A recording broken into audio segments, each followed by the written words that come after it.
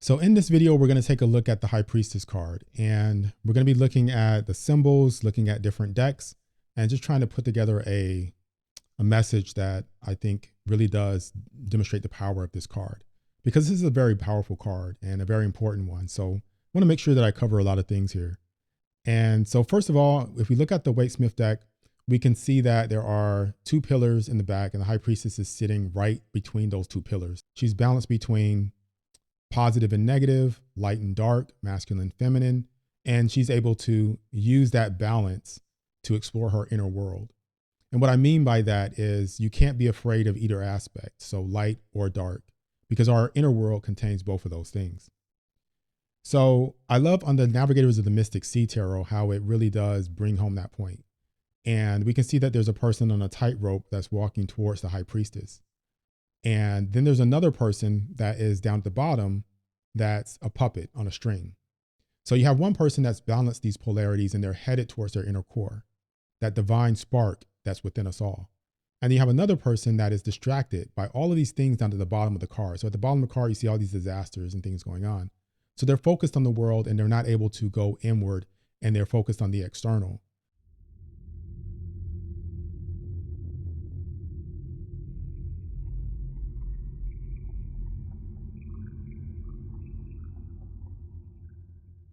So being focused on the external is something that keeps us blocked.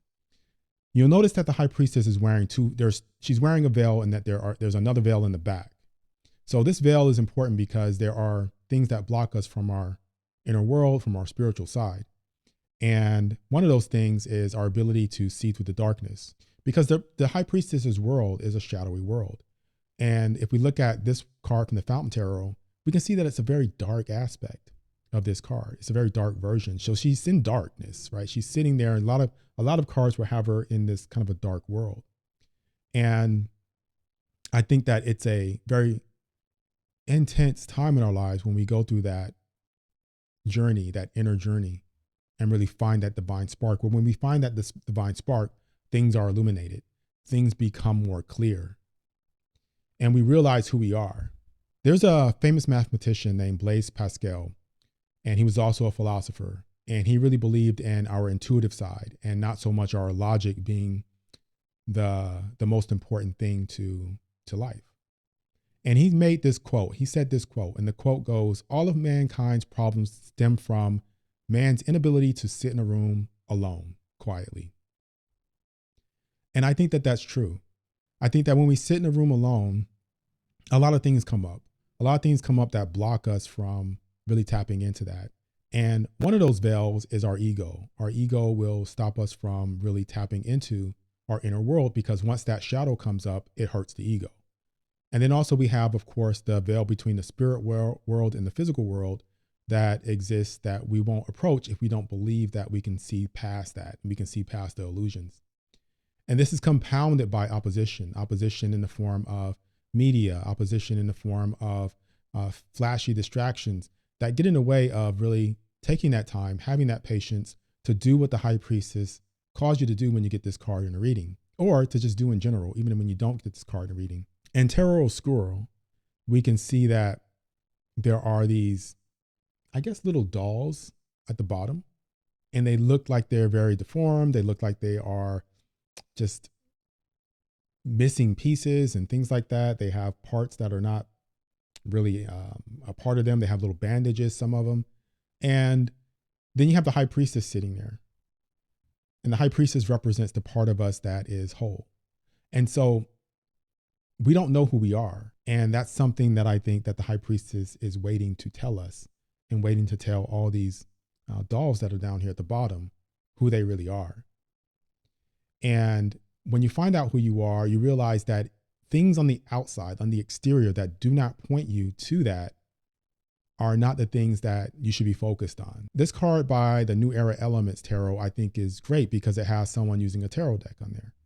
When we look at the images as ways to incorporate those images into our internal world and sit them right next to the problems that we have, right next to the challenges that we have, or alongside the path that we think that we want to go, and we allow those things to fuse together in our inner world, we create this dialogue between those two things, and we weigh that with our heart and our mind. The moon card is also connected to, well, the moon card is connected to the High Priestess, but then the moon card is also connected to the Two of Swords, right? And the Two of Swords is about weighing those options, weighing those thoughts, weighing those things that are in the physical world within us. And you can see that on this card, on the Tabula Mundi, we have the heart and the mind. So the heart and the mind are not your logical heart or your logical mind. It is the one that exists more in your core, connected to, again, the divine spark that's in us, the part of us that really is who we are, not the physical body. I love this card by the Bosch Tarot, how the person just has the book sitting on their head. And it's like that sometimes. There have been times where I've taken in so much information that I've realized that this stuff is contradicting itself. It doesn't make any sense because it's coming from external sources. And I have to take it inward and really spend time figuring out what's right for me at this particular time in my life. And that could be different for every person. And so it's hard to articulate what that really means. And I think that a lot of people associate this card with hidden knowledge or occult knowledge or things that are just kept secret. And I don't think that's intentional. I don't think that things are kept secret just to keep things and hoard them for ourselves, because that defeats the purpose of this card. If you're selfish and you're stuck on your ego, then you're not in the position of the High Priestess. The High Priestess is willing to share and share freely. And so this card right here, where she has her finger over her mouth on the Alchemical Tarot, makes me think of how difficult it is to tap into your inner world and express what's in there, because then it becomes something external. And if it's an internal concept, then it cannot be transferred externally. And so that is the secrecy behind it.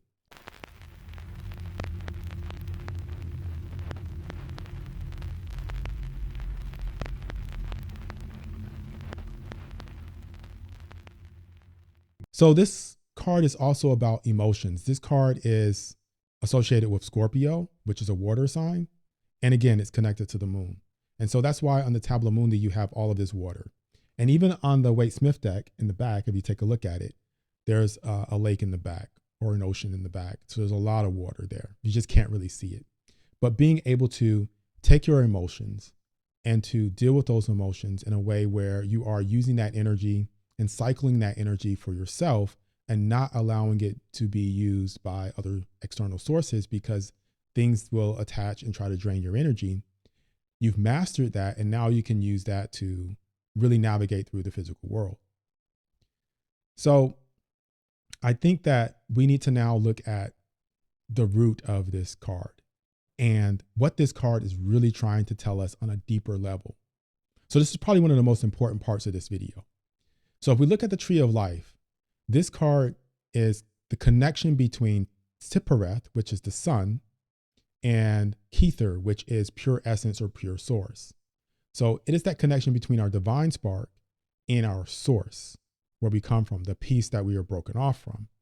It takes us to a direct path from the bottom, the physical world on the Tree of Life, to the more etheric, to the more spiritual world up here. And this is the only path that takes us directly there. There are other pathways, but they go through all kinds of twists and turns, and they always get stopped by the abyss or the demiurge. This one takes us through the demiurge and bypasses that. So anyway, that is the path of the High Priestess, also known as the path of the camel. And that is why there's a camel on the Thoth deck right there in the middle. That camel is symbolic of the burden that we have to cross that desert, and we have to do it on our own.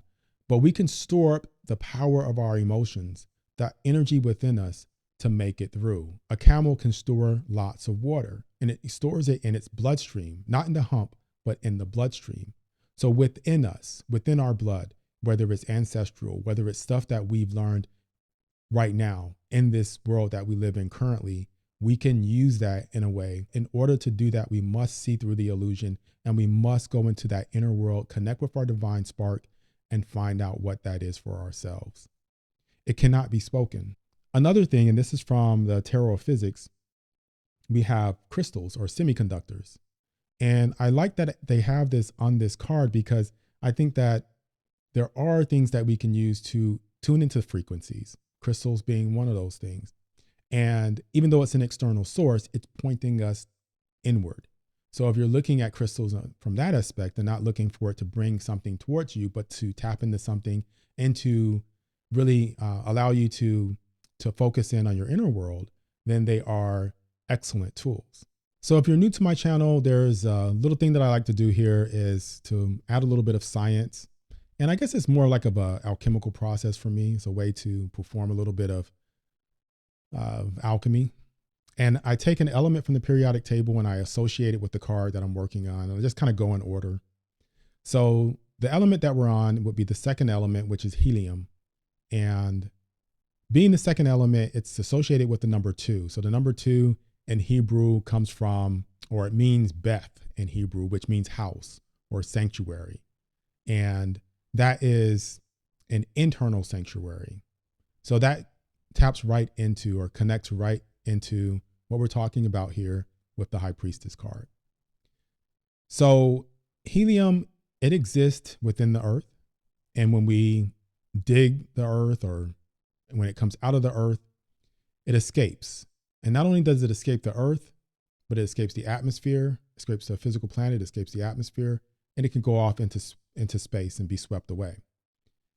And I think that's really interesting when it comes to comparing that to the High Priestess card, because I think that we also need to turn away from a lot of things that are in the physical world that are distractions and to kind of see things from a different perspective, a more spiritual perspective, in order to tap into our inner world. Helium's also connected to the moon.